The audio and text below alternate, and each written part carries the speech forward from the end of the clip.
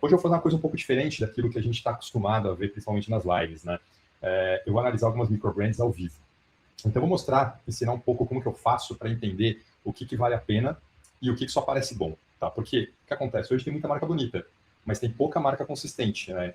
O universo de microbrands, ele é muito extenso. Se você entrar num site como um Kickstarter, por exemplo, para quem não conhece, é um site onde você levanta basicamente fundos para poder iniciar um projeto e digitar, por exemplo, relógios. Por lá, você vai ter mais de 100 páginas só de projetos de relógio. Então, hoje em dia, você tem que saber escolher bem, porque senão você compra só design, não compra relógio. Você vai comprar só uma spec, não vai comprar um relógio talvez spec do desejo. Então, tem vários pontos que são importantes para a gente ver isso e validar isso. Inclusive, tá? Para quem ficar até o final, no final, inclusive, e prometo que eu vou tentar não passar de 1 hora, gente, no final eu vou trazer uma novidade bem interessante para vocês, que eu acho que vai ajudar muito na escolha de vocês, quando forem escolher microbrands, tá? Então, vai ter uma coisa bem legal aí para a comunidade, que eu acho que vai mudar um pouco o jogo na hora de escolher o seu próximo relógio de microbrand. Quem quiser, tá? Já aproveita depois, manda aqui nos comentários também, já deixa alguma marca, alguma microbrand que você tem ou que você tem interesse de comprar. Depois eu vou pegar algumas ali ao vivo, até para a gente trabalhar a análise não só dos meus, mas também de algumas ao vivo, e vou também abrir para perguntas, tá bom? No final. Um ponto interessante, e aí também para explicar o processo, como isso é feito, não adianta só chegar e falar, não, eu pego o relógio ali, olho para o relógio, falo, pô, legal, gostei, não gostei. Tem pontos, né, para você entender o processo de compra que podem te ajudar para não ficar uma coisa só naquela coisa de opinião. Existe um raciocínio simples que eu venho desenvolvendo em relação a isso, porque eu tenho o canal já há 2 anos, eu sempre gostei muito de microbrands, eu acho que é um bom caminho para a gente sair do óbvio e ter a chance de ter produtos bons e interessantes. Só que assim, eu já fiz muita compra errada, fato. Hoje eu faço compras muito mais acertadas, então das últimas microbrands que eu comprei, dificilmente eu não gosto de alguma delas, eu acho que elas são muito, muito bem acertadas. E eu trabalho com um sistema que eu chamo de mapa. Então, para vocês entenderem o que é o mapa: marca, acabamento, prova e aderência. Para mim é o seguinte, esses 4 pontos, eles têm que te ajudar a entender se essa microbrand é relevante, faz sentido ou não. Pode acontecer de você ainda assim fazer uma compra que talvez não seja ideal, pode acontecer, está no risco, mas quando você tem um processo para poder fazer essa análise, a ideia é justamente você reduzir esse risco no processo de compra. O mapa, o M de marca quem está por detrás de tudo isso. O acabamento é basicamente aquilo que você tem em mão, se está sendo entregue ou não. A prova é um pouco do histórico e um pouco do que essa marca tem feito. E a aderência é como que a comunidade compra essa ideia, se existe uma comunidade, inclusive, por detrás disso, como que a mídia fala em relação a isso. Então, assim, a gente falando, inclusive, da marca, né, que é o primeiro pilar aqui dentro do mapa. Você tem que entender, e eu vou explicar rapidinho, depois a gente vai para os exemplos mais práticos, que eu acho que é até mais legal de ver. Mas dando só um overview, o que é a análise para a marca? Essa marca ela vai ter identidade. Se ela tem uma identidade clara, se ela só faz relógio bonito aleatório, se cada modelo que ela faz parece totalmente diferente, não existe uma consistência, e isso impacta, tá, gente? Impacta bastante também. Se é inspiração, se é homagem, se é cópia descarada, se ela tem algum tema, se ela é focada em divers, se ela é focada em watch, se ela é focada em mercado racing. É muito importante analisar e entender esse ponto. Acabamento é basicamente a execução, né? O que você tem em mão, aquela spec que foi prometida na entrega, é safira, é titânio, o polimento é bom, a escovação é boa. O mostrador é flat, né? O mostrador flat é a coisa mais fácil de fazer. Ou o mostrador, ele tem textura, ele trabalha com diferentes níveis, profundidade. Quais são as complicações que você tem ali no relógio? Porque, por exemplo, eu falo, e vou falar depois do Lucky Harvey, né? Mas algumas pessoas falam, pô, Lucky Harvey é caro pra caramba, né? Tal. Só que você entende que as complicações que tem naquele relógio também sobem o preço do relógio. Então, proporção também acho que é importante, não adianta nada comprar ali, fazer relógio 48 e tal, porque isso vai impactar, inclusive, em outros pontos depois. E aí, dentro do mapa, a gente tem o P. O P é prova, é histórico, é confiança. Essa marca, ela sabe o que ela está fazendo? Ela tem tempo de mercado ou não? Ela está estabelecida? Os modelos, eles melhoraram? Você percebe uma evolução? Os reviews, as análises desses modelos, eles são consistentes? Ou aquela marca é só um hype, é só aquela coisa daquele momento e depois ela não vai se sustentar?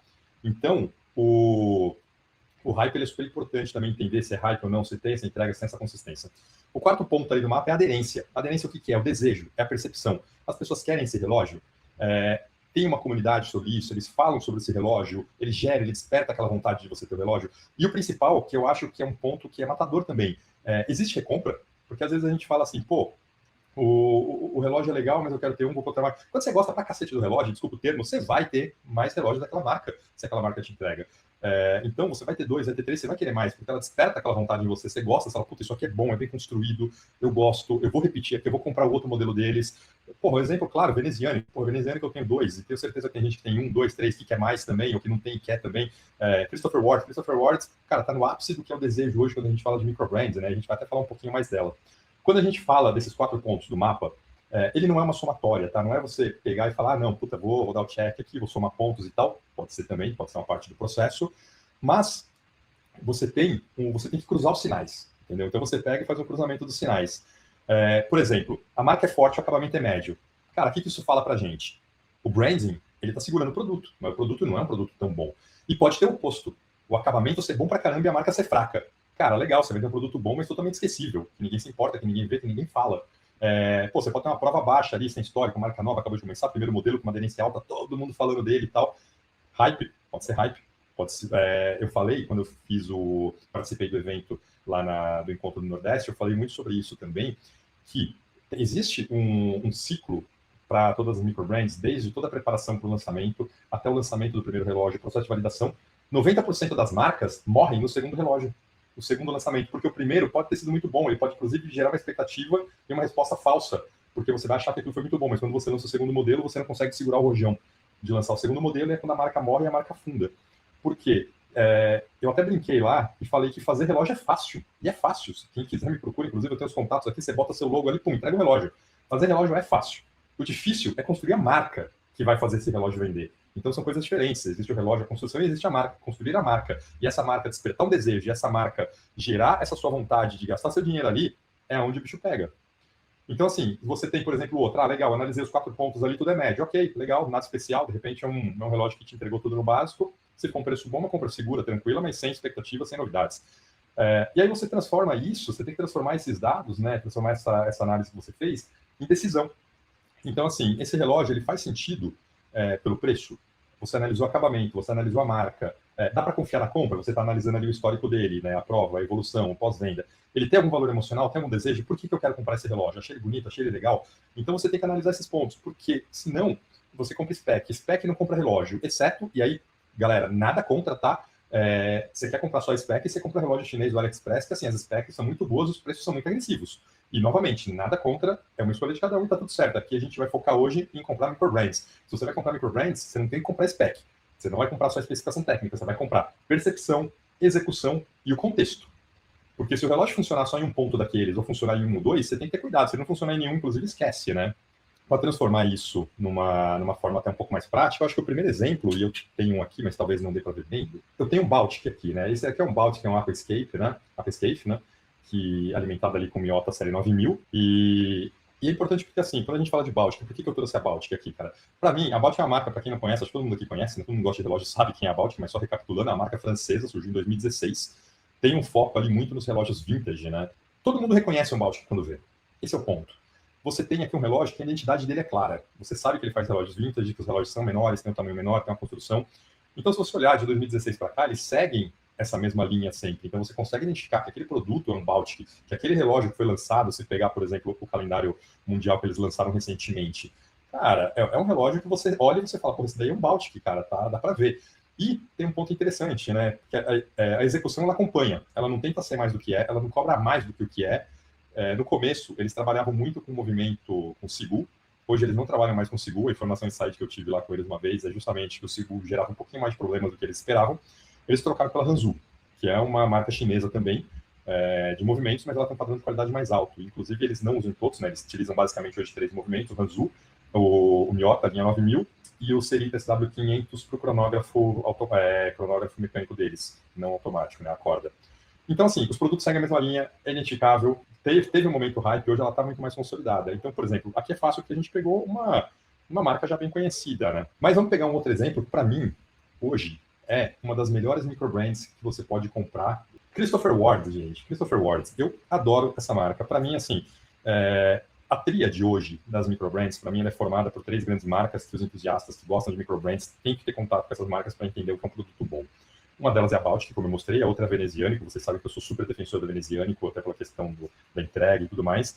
Mas para mim, nenhuma marca hoje supera o que é a Christopher Ward como um todo. E aí entendi que você tem uma marca que ela surgiu primeiro em 2004, ela surgiu muito antes. A maior parte das que a gente vai ver aqui, elas vieram em 2015, 2016, 2017, foi quando teve um boom das microbrands. Ela começou em 2004, ela foi disruptiva no modelo de distribuição, porque em 2004 ela vendia online com a proposta de entregar relógios Swiss-made com preço agressivo e alta qualidade. E um contato muito próximo ao consumidor, já aquela criação de comunidade, de proximidade, né?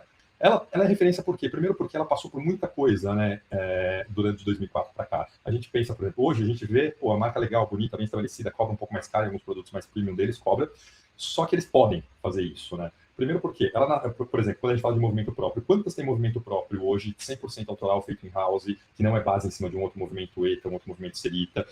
A Christopher Ward tem, a Venezianico tem, por exemplo. E da Christopher Ward, a gente fala muito dele agora, com o Belcanto em alta e tudo mais, mas ele surgiu em 2014, esse movimento. Pensa que em 2014 uma microbrand lança um movimento in house, certificação COSC, 5 dias de reserva de marcha, num relógio assim que foi, na época nem era tão bonito o relógio, né, ele era um dress, mas imagina o quanto isso colocou ela no mapa das microbrands ali dentro desse cenário da relojoaria, né? Até comentaram o novo GMT da Christopher Ward, sim, que é o CW002 o movimento. O CW002 ele é uma evolução do CW001, onde eles conseguiram encaixar a função de True GMT, 23 componentes a mais, na mesma placa, sem mudar a espessura do relógio. Mas, para ela chegar até lá, ela trilhou todo um caminho. Só que hoje, por exemplo, eles têm muito claro quem eles são, para onde eles vão, como eles vão chegar.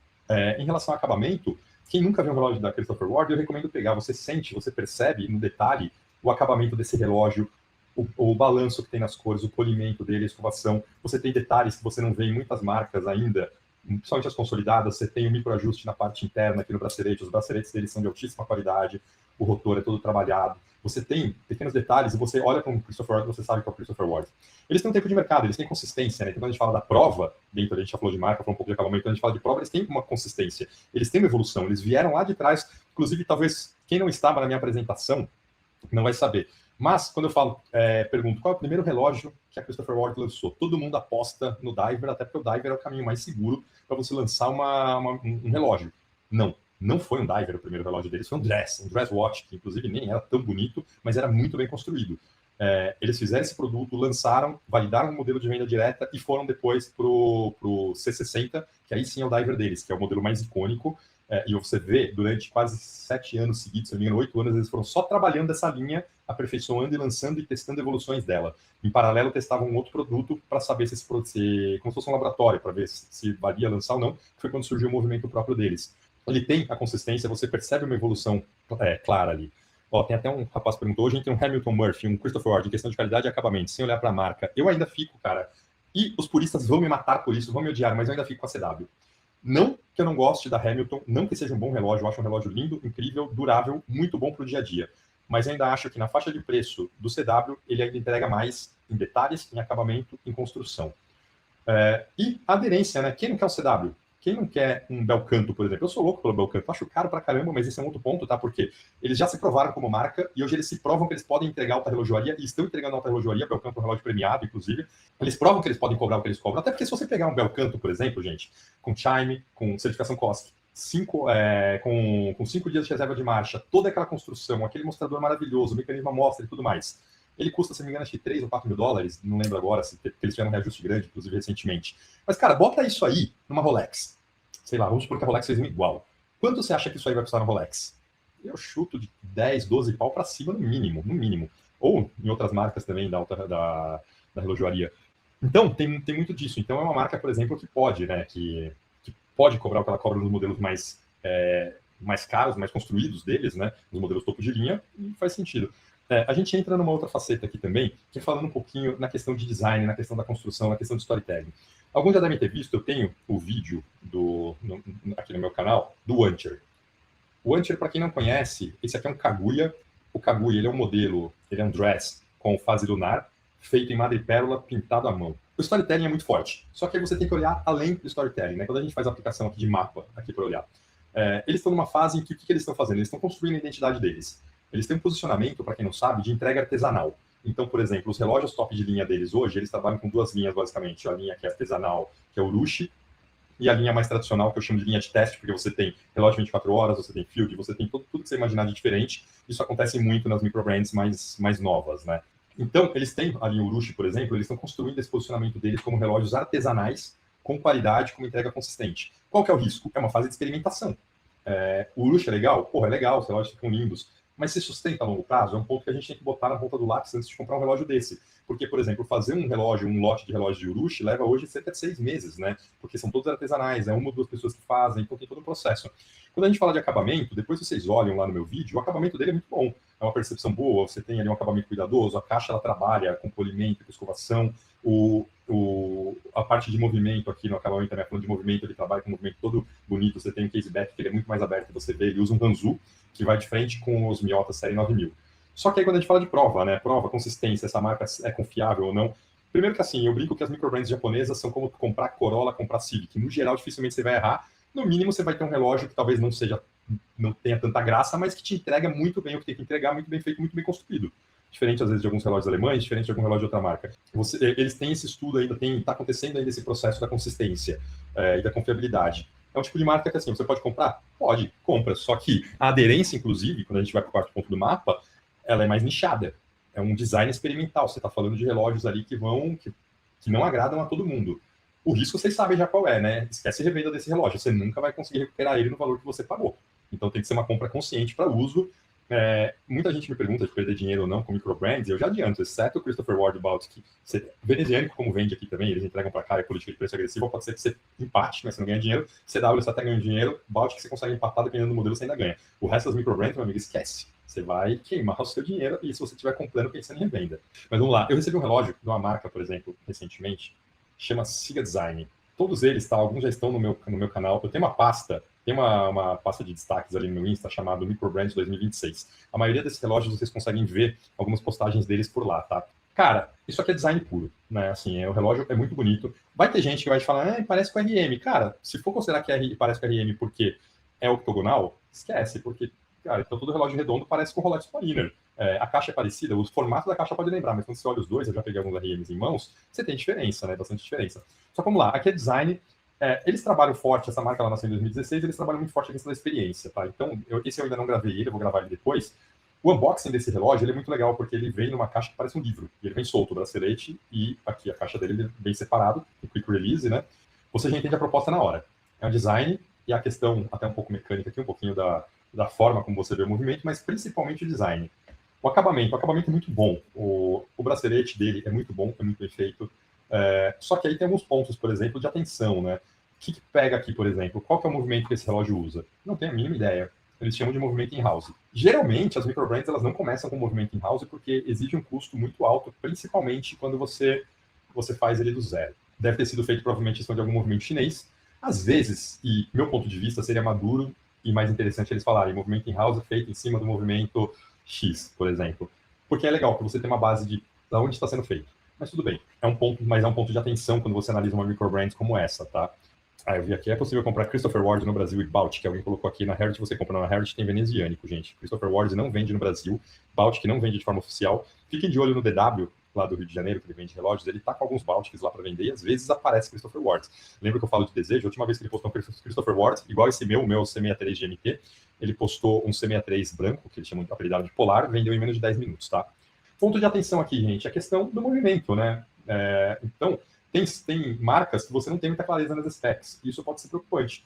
O que é um ponto muito interessante em relação à aderência quando a gente fala desse relógio? Ele ganhou o prêmio, o GPHG, né, o prêmio de design na relojoaria. Quem não sabe, outras duas marcas que têm esse prêmio, a Christopher Ward, com Belcanto, e a Veneziânico. A Veneziânico, eles têm um dos modelos deles, agora eu não vou lembrar o nome, é um que está sempre esgotado comigo por edição limitada, também ganhou esse prêmio de design. É aquele super bonito que eles eram com dial todo trabalhado e tal, é sensacional. Essa marca ganhou em 2021 com um relógio que chama Blue Planet. É um relógio que, inclusive, não sei nem como é que eu vi as horas direito, mas o relógio é lindo, é uma joia. E tem um ponto interessante, tá? Quando a gente fala de design, que eu acho que é legal para ter isso em mente, a gente quando comprar um relógio muito diferente. A experiência, ela encanta, tá? Só que presta atenção que nem sempre a experiência sustenta o produto. E aí, vamos falar um pouquinho de experiência, design e polêmica. Escolhi esse relógio eu conheci ele pelo Trevor, cara, do Relógio Sem Fronteiras. Eu sou louco por esse relógio, eu acho ele lindo, eu acho ele encantador. Não tinha prestado atenção na marca, até ver na mão dele. Quando eu vi na mão dele, eu falei, eu quero esse relógio. Porque ele surpreende, ele tem um preço alto. O pessoal fala, pô, $1.500 esse relógio, né? Dá para conseguir com desconto, tá? Fala comigo que dá para conseguir com desconto. Mas voltando aqui. Então, esse relógio eu gosto muito dele. O pessoal fala, é caro. Mas aqui, ele vai de frente com um ponto que é muito importante. A questão de acabamento, né? Antes até a gente falar de marca. Não, vamos começar falando de marca, né? Vamos seguir o mapa, né? Marca, acabamento, prova, aderência. Vamos lá. Marca. A marca a gente sabe que é uma marca que trabalha com design ousado. Eles têm esse relógio aqui, eles têm muitos relógios temáticos com temas chineses, começaram com relógios muito com tema de cassino. Eles são muito legais, né? A experiência é muito boa, inclusive. Você recebe, a caixa dele parece uma mesa de jogo de cassino e tudo mais. Então eles têm trabalho muito forte essa questão de temática. Isso é legal. O acabamento é super competente. Esse bracelete aqui foi um dos que mais me impressiona, no mesmo nível que me impressiona um bracelete, por exemplo, da Christopher Ward. É caro, mas se você soubesse o trabalho que dá fazer um mostrador como esse, que tem um efeito martelado, que muda de acordo com a luz, o trabalho que dá você adaptar um chime aqui dentro para você fazer o sininho cada vez completar 1 hora, e ele, além de tudo, tem big dates, né? Pode parecer caro? Pode. Quando você converte esses $1.500, você está falando ali mais ou menos de uns R$7.500, mais ou menos. Tudo bem, vai entrar imposto, aí nem vamos entrar nesse detalhe do imposto, né?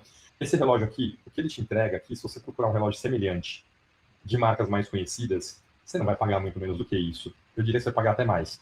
Aí vão falar assim, mas é chinês. Opa, preconceito detectado. Por quê? A Siga Design é chinesa, a Atelier Wei é chinês, Luck Harvey é chinês e fazem produtos muito acima da média, gente. Então, bora deixar o preconceito de lado.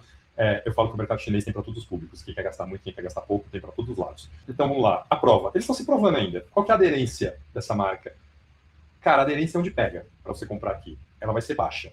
Eu diria que a aderência é baixa. Por quê? Porque é nichado. Tudo que é nichado, a aderência vai ser mais baixa. Você reduz um apelo de mercado e esquece, inclusive, estar revendo de um relógio desse. Então, vamos lá. Marca, design conhecido, acabamento muito bem competente, a prova está em desenvolvimento, eles estão se provando ainda, eles estão trabalhando em alguns modelos, testando algumas coisas, mas eles são muito consistentes na linha de produtos que eles lançam. Esse modelo que eu mostrei, inclusive, eles têm uma evolução dele agora com o chime visível no mostrador, só que já sobe para $2.000 e poucos. Ponto de atenção também, questão de precificação, tá? Aderência, nichado, como eu falei, então tem que considerar esse ponto também na compra de um relógio desse, gente. Mas eu quero mostrar um exemplo que eu acho muito legal. É o meu Boulder. Algumas pessoas já viram esse relógio aqui comigo, postei bastante, é um dos relógios ultimamente que eu mais tenho usado. Boulder é uma marca que nasceu em Singapura em 2015. Cara, esse relógio aqui, ele custa $299. Ele tem um NH38, o 38, tá, ele é sem a opção de data.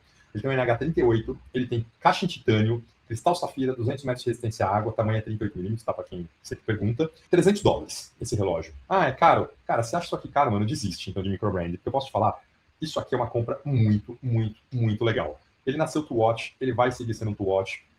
A marca, né, quando a gente avalia dentro do conceito de mapa.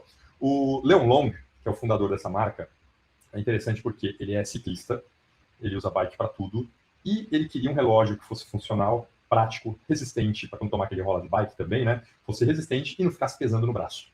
Então, se você entrar no site da Boulder, a Boulder vai ter relógios quase todos nessa linha, quase todos feitos em titânio, todos com 100 a 200 metros de resistência à água, muita utilização de nato. Então você sabe, você olha a marca, você sabe qual é a marca, você vê uma consistência, isso me atraiu muito, tá, gente? Você vê uma consistência em todos os produtos deles. O acabamento, acabei de falar dele, hipervalidado acabamento, marca validada, acabamento validado. Prova, aonde pega um pouquinho aqui que eles têm que se provar. Você não vê muita inovação tecnológica diferenciada aqui, tá? Você vê uma coisa mais básica, bem construída. Aderência sólida, gente. Não tem aquele destaque brilhante e tal, mas para quem curte to watch, para quem quer um beeper, sensacional. Isso aqui prova uma coisa muito importante que a gente esquece, cara. Microbrand boa, às vezes não tem que inventar demais, não tem que pôr 1 milhão de coisas. Ela tem que entregar. E aqui os caras entregam, tá? Então, isso aqui é um bom exemplo do que é um relógio bem feito num preço bom. Tem um ponto em relação às marcas virem para cá. Vir para o Brasil é difícil. Encarece o produto. Eles não conhecem. Parte tributária é terrível, terrível. Mas a boa notícia, gente, vou aproveitar para dar spoiler aqui. Não sei nem se eu poderia. Espero que as marcas não briguem comigo antes da hora, mas vamos falar rapidinho. O Ancher, que eu mostrei para vocês, começa a vender no Brasil em muito pouco tempo, tá, gente? E vai estar provavelmente no Watch Show. Boulder, que está aqui na minha mão. Gente, essa marca vem para o Brasil. Eu já tive acesso a várias informações. Tive acesso à precificação. Se eu disser para vocês que isso aqui vai vir num preço que você não vai querer comprar esse relógio fora do Brasil, tá? Você vai comprar ele aqui e ainda vai parcelar em 10.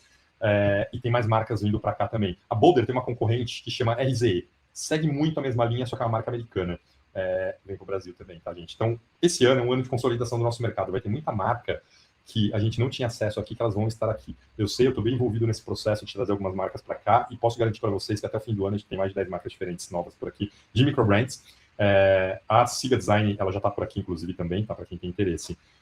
O Felipe Coelho, sou cadeirante, vivo batendo no relógio, esse Boulder é uma boa. Cara, então, Felipe, você precisa de um Boulder, cara, porque esse relógio aí, meu, para danificar esse relógio, você tem que cara, meu, sacanear muito ele, porque esse relógio, ele é muito parrudo, tá? E o RZ também. Vamos falar um pouquinho de execução honesta aqui também. Vamos ir. Gente, eu tô quase acabando, tá? A gente não vai demorar muito, mas eu acho que é legal mostrar, porque eu mostrei um pouquinho do topo, tô mostrando um pouquinho também o que entrega bem, tá em construção ali.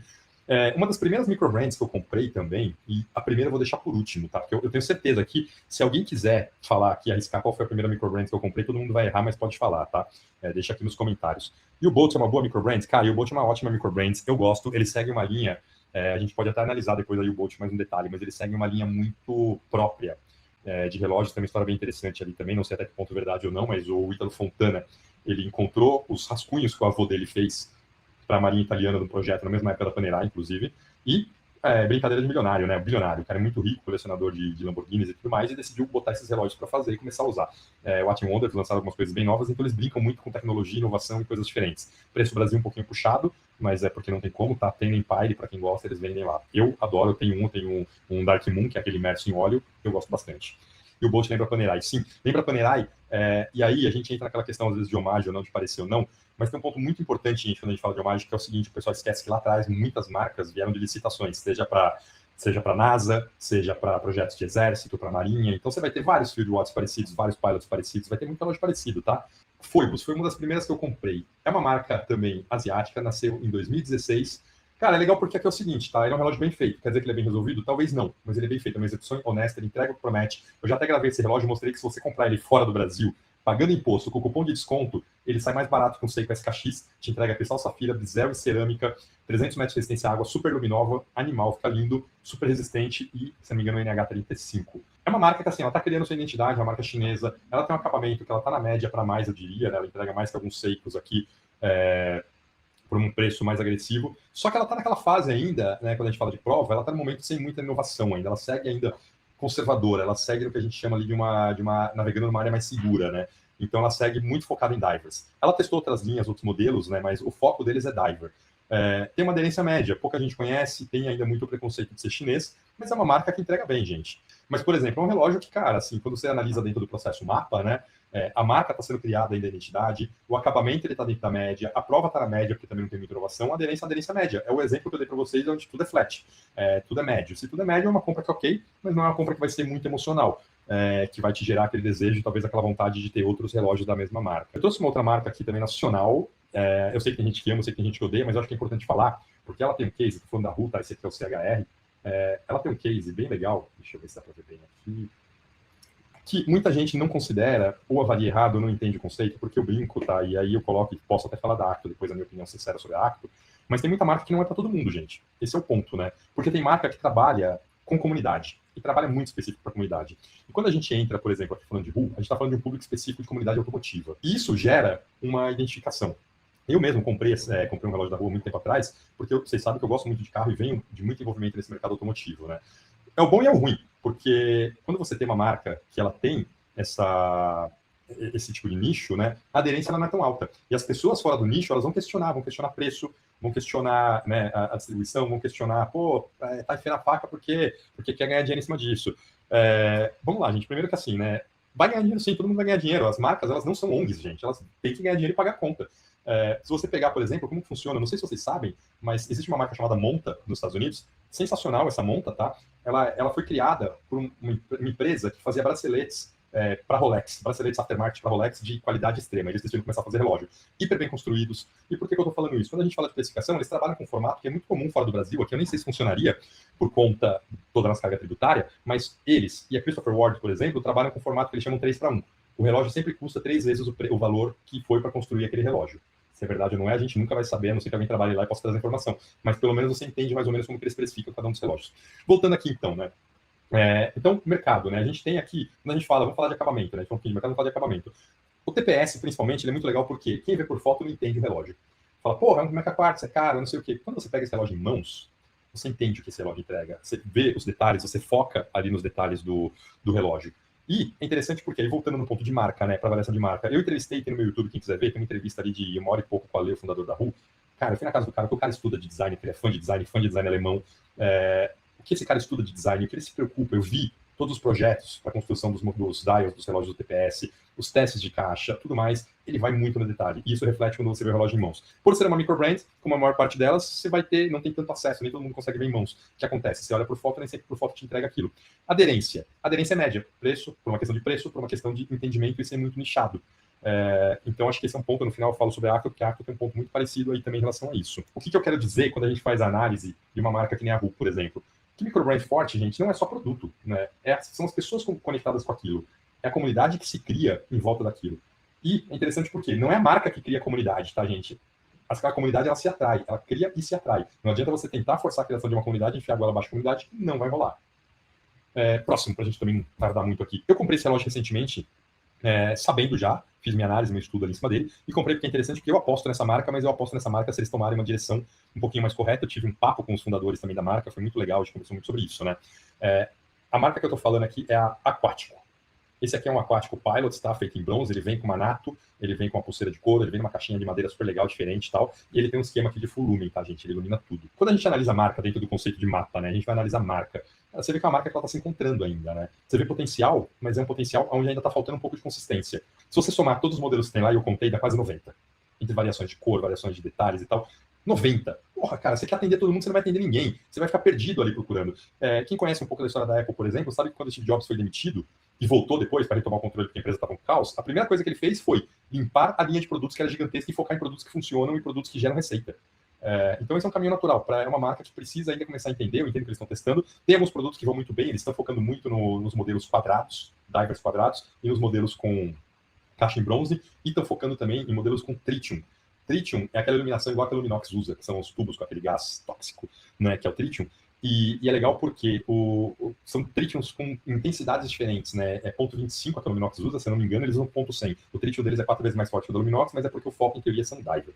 Quando a gente fala de acabamento, tá? O acabamento desse relógio é um acabamento que está na média, né? Eles estão testando materiais, eles estão se encontrando muito nas linhas dos relógios bronze, tanto no quadrado, e todas as linhas de produto sempre vai ter a versão bronze.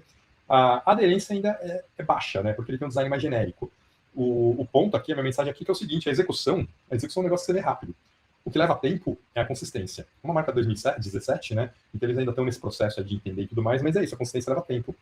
Esse aqui é um caso interessante. Minha primeira microbrand que eu comprei. Esse aqui é um Zinvo. É uma marca americana que surgiu em 2014. Aqui, a lição que ficou para mim: design bonito engana. Engana muito, né? Não é um relógio muito barato. Eu acho que, se não me engano, esse relógio ele custa na faixa de R$300, mais ou menos. E aí tem um ponto. Por que eu comprei, né? Ele tem um rotor. No caso dele, não é bem um rotor, é mais um segundeiro, né? Que vai em cima aqui, em formato de rotor. Quem me conhece há mais tempo sabe que a Perrelé é a minha marca Grail, né? O Perrelé Turbine. E aí tem várias opções ali, mas o Perrelé Turbine é um dos meus Grails, porque ele tem um rotor em cima. E isso aqui foi a minha tentativa de ter quase um Perrelé, né, acessível. Marca americana, microbranding, né? O acabamento, né? A marca, assim, a marca ela vende bem, tá? É um bom branding. Qual que é o problema aqui? É um bom branding com uma execução péssima. O acabamento eu me decepcionei quando eu vi. A pulseira, assim, ela é ok. A caixa, ela parece um material quase com plástico, com acabamento um pouquinho mais grosso. A tinge aqui, a coroa, parece que vai sair na minha mão quando eu estou rosqueando. E no meu caso, teve 2 pontos. Um que eu não prestei atenção na época, que é qual é o movimento que esse relógio usa. Eles não falam no site, no caso. E para piorar, o meu veio com o rotor solto. Com o rotor solto, o parafuso perdido, provavelmente enroscado no meio do movimento.